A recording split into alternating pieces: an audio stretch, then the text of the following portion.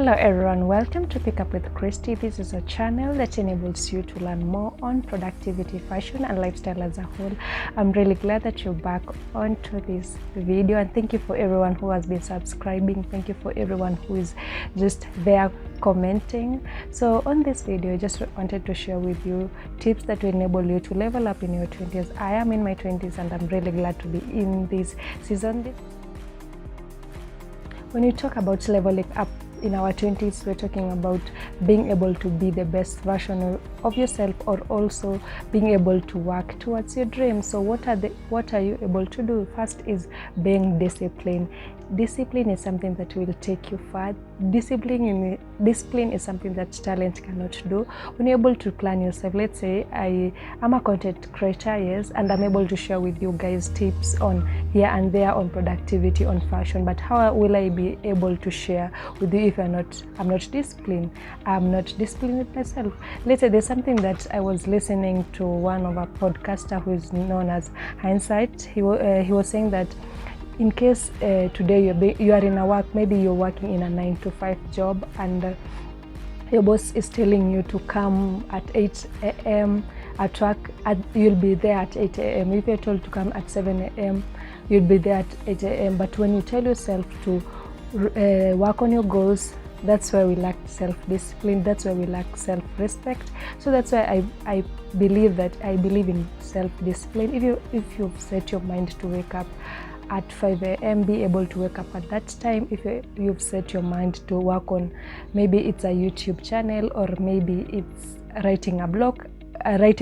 This is something that I normally like to rotate around, because that's what I'm doing. I'm a blogger, I'm a podcaster. But if I'm not able to be disciplined, I will not be able to achieve my goals. It may even reach at the end of the week and I haven't done anything. But when you're disciplined, I have to start this thing, I have to work on this thing, I have to start this career. It will be easier for you. It will be easier for you to move forward. And also when you reach 30, when you reach 20, your 30-year-old will thank you for the effort that you've been doing. So be disciplined in every area, when it comes to working out, when it comes to keeping a healthy lifestyle, when it comes to working on your career, when it comes to just being yourself. First, be disciplined. When you're disciplined, it will be easier for you to plan out your days. It will be easier for you to work towards your goal. So that's the first tip. The next tip is investing in yourself, investing in your craft, investing on just you working on yourself. Because one thing that I'm learning each and every day is that I'm doing this for me. I'm working towards the goal because of me. So invest in yourself. By investing in yourself, it can be through reading books, it can be whether eating healthy, it can be either working out, it can be just being able to be the best version of yourself. So this is the year that you're able to just invest in yourself. This is a year that you're gonna work on yourself when it comes to keeping fit. That's something I've told you. When it comes to being a good communicator, I've been working towards being a good communicator, because if you're able to communicate well with people, it's easier for you to be understood. It's easier for you to actually speak your mind. Also, working yourself can be in terms of knowing how to groom yourself, knowing things that works for you, knowing your taste, going out and just being the best version of yourself. So this is the year where you'll be ready to work on yourself, be ready to accept new people, be ready to accept new opportunity, and also go out. When you wake up, show up for yourself. So that's the second point, working out for yourself, investing on yourself, investing in that career that you're doing each and every day. Another thing is, in your 20s, be ready to work on your spirituality. It doesn't matter what you believe in, but having something that you believe in, it's very good. But because, let's say for me, in my religion, I believe in this certain thing and I'm able to work toward it. It's something that I normally, when I'm low, I know I can go to this book, I'll read, and I'll be able to like refresh in my mind. I'll be able to know that there's someone out there who is watching out for me. So work on your spirituality. It doesn't matter what you believe in, whether you're a Christian, whether you're a Muslim, whether you are a Buddhist, whether you are an atheist. Just have something to believe in, and be able to let it be something that it's a learning process. And work on your spirituality, all of it. Just be able to have something to believe in. I believe that when you have something to believe in, it's easier for you to actually go through life. Another thing is healing from our past trauma. There's something, all of us, we go through a lot of things in the past. We go through a lot of child trauma. There are those who have gone through sexual harassment. There are those who have gone through sexual assault, and there are those who have also gone through rejection, separation. This is something that we really need to work towards in our 20s, because let's say if you're bringing up a child and you're not fully healed, you're not fully healed from your trauma, you're not fully healed from your rejection. This is like you're passing your traumas toward this child. One thing I've always prayed for is being able to heal. I'm in my healing journey. I've gone through a lot of childhood trauma, and this is something that I'm actually healing out of it, because I don't want to pass these all traumas to my child. And one of the most important person in my life is the child that I bring up. It doesn't have to be, it's not a must for me to have a child, but before I get to that position of bringing a child into this world, I want to be a healed person, and also bringing up a healed generation. I don't want to pass my curses over, like I don't want to pass my childhood trauma to my child and the next generation. So in our 20s, make sure you heal your trauma. How can you be able to heal your trauma? You can go for therapy. That's one thing. That's one way. You can also be able to take that journey of reading books that are aligning to your healing process. Also getting somebody who you can be able to share with, and a person who can be able to take you through one step at a time when it comes to healing as a whole. So make sure you're healing, and I just pray for everyone to heal themselves before they get into relationship, before they get into situationship. That's why you're getting that we are just broken people trying to fix other broken people. But when you healed, it's easier for you to attract people who have healed. It's easier for you to attract positivity into your life. So make sure you have already healed from your past. And at this age, in our 20s, this is where you'll have all the time. I've already told you that we are told that the best years of our life is 20. It doesn't mean that when your 30s are not your years of healing. It doesn't mean that when your 40s, those are not the good years. But in our 20s, these are the best years of healing. These are the best years of just being ourselves and actually learning and relearning about life as a whole. So take it as a way of just being able to heal yourself. Another thing is having a plan. Having a plan is very important thing in life. It kind of guide you throughout the day. Many people write to-do lists. Other people don't believe in to-do lists, but for me, I really believe in having a to-do list every single day. I normally write down what I want to do, in case like it's kind of routine for me, because I'm able to know if today I have to do devotion, I have to work out, I have to work on this kind of a blog, I have to shoot this content. It's easier for me to go throughout the day knowing that I have a plan. Also, having a 5-year plan is a good thing. Having a 1-year plan, it's like having a vision board of your life. So make sure you are a planner in life. It enables you to stay organized in life, and also enables you to know what works for you. And with the time, we know that with the time, a lot of things change. With the time, things change. Your plans will change. Things will happen. Like I said, I have a blog. I have a podcast called Pick Up with Christy. I was doing a podcast on embracing change, and one thing that I said is that change is inevitable. Tomorrow you might be sick, tomorrow you might get married, tomorrow you might get a child and your plans might change, but it's good to have a plan, and a plan will enable you to work towards your goal. So in our 20s, let us be able to embrace having a plan in our life, despite how many times our plans may change. Another thing is creating a reading culture.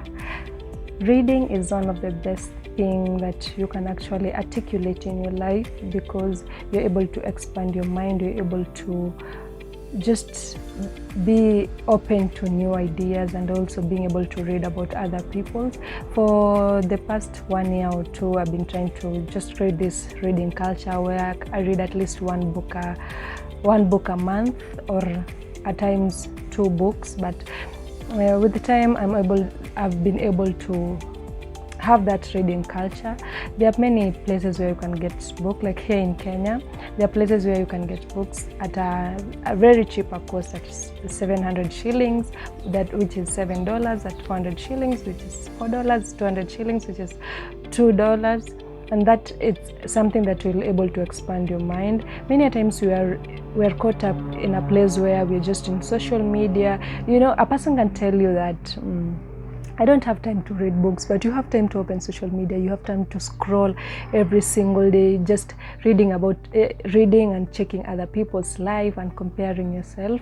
But you don't have time to read. You don't have time to expand your knowledge. So create a reading culture, and you'll see the difference. Even when you're in a conversation with people, you'll see how you're able to just speak your mind, you're able to be knowledgeable of the things that are going around. The different books that you can read, whether you love fiction or non-fiction, but most probably embrace reading self-help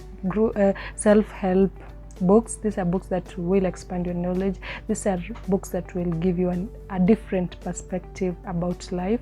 One of the books that I will want some of you to embrace is a book called Atomic Habit.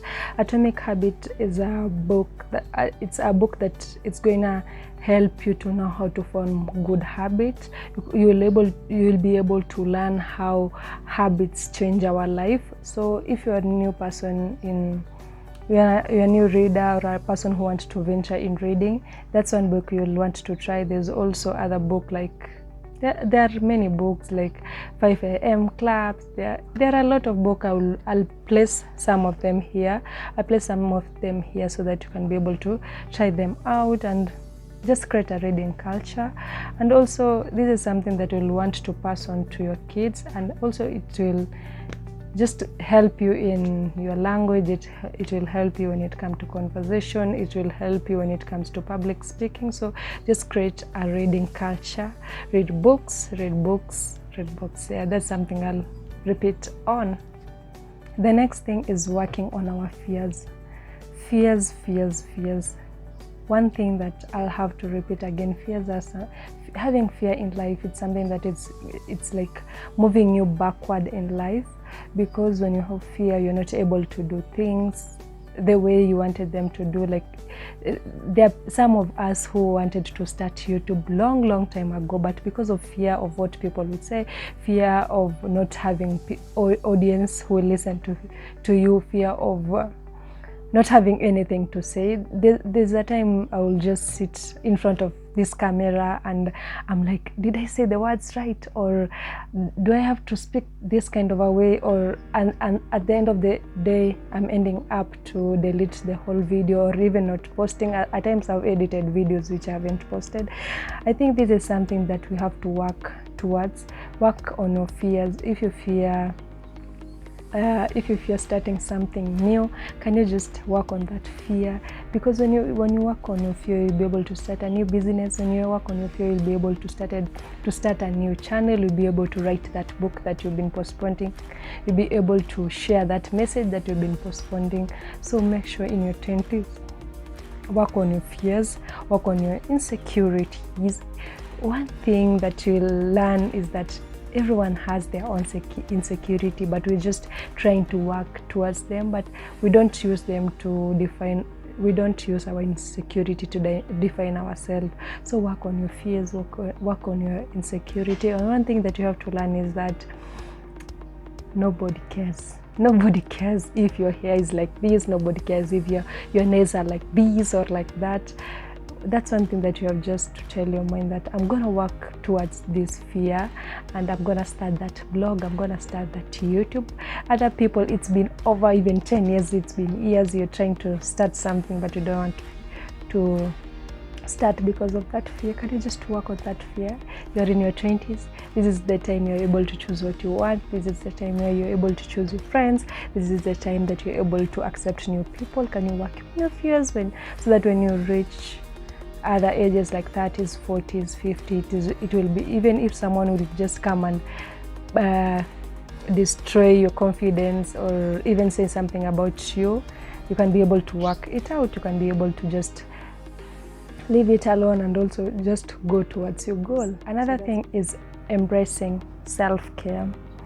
Self-care is something that I will speak over and over again, and this is something that I've always wanted to give to myself, because with self-care I'm able to love myself. With self-care I'm able to embrace new ideas. I'm able to know what works for me and what doesn't work for me. When I'm talking about self-care, I'm talking about going out on dates for yourself, going out on a spa, taking care of your hair, taking care of your nails, taking care of your skin, embracing your flaws.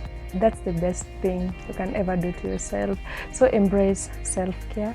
You can create a routine whereby you work on your face. You can create a routine whereby you can work on your nails. You can create a routine where you work on your body as a whole.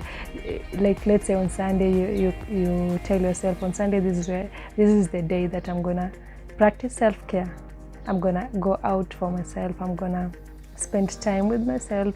I'm gonna eat something sweet or just visit a new hotel. There's a blog I wrote. I have a blog called Pick Up with Christy. This is a blog that enables you to learn more on productivity, also fashion and lifestyle. And on this blog I get to share with you more topics on those 3 things that I've told you. And I wrote a blog on solo dates that you can go alone, one being going out on your favorite restaurant. Another thing is going out on a spa. Another thing is reading a book or visiting even a new place. Another thing is just touring your own country. Those are a form of self-care. Those are a form of self-love. So that's one thing I wanted to share with you. Another point is taking time for yourself. Taking alone time, taking time for yourself, same as self-care. If you're an introvert, you know very well the benefit of just being alone. And being alone doesn't necessarily mean that you are a loner. It's a way of actually reading your mind, getting your thoughts right. Many times when I sit alone, I'm able to think of what are the things that I want, what are the things that I'm accepting in my life. So create your alone time, because when you're alone, you're able to think for yourself. You know, there are times where we hide ourselves on people's going out. Let's say we have to have people around us to actually feel ourselves, but that's not a healthy thing, because one day if those people are out of your life, what will you do? So when you're able to embrace having your alone time, it's easier for you to stay alone. It's easier for you to just be in a place alone, and you wouldn't fear anything. You wouldn't feel like you're missing out anything. So create a place in your heart to have an alone time. Create a weekly plan where you have a alone time with yourself. You're able to just articulate life as a whole and be yourself and learn more things about yourself. It doesn't necessarily mean that you have to have people in your life in order to have a good day. The last thing that I will want to share with you is having a weekly review. A weekly review is whereby you're able to review how your week was. You're able to review how your goals are going on. It doesn't have to be a weekly review. You can do a monthly review of yourself. You can do a monthly or yearly review of yourself. This is whereby you're able to see, this is something that I wanted to achieve this week. Have I been able to achieve it? And if not, what can I be able to do in order to achieve it? Just review yourself as a whole. When you're able to review yourself, it's easier for you to know where you're going wrong and where you're doing right. So just wanted you guys to learn more on how you can be able to level up in your 20s and the things that you can do in order to level up in your 20s. So thank you so much for listening, and I hope this point will help you to level up in your 20s. If you have other tips, that you want to share, kindly share on the comment section below. Also, don't forget to subscribe, don't forget to share if it's possible, and like. Thank you so much for listening. As always, be positive and keep a healthy lifestyle. Till next time, goodbye.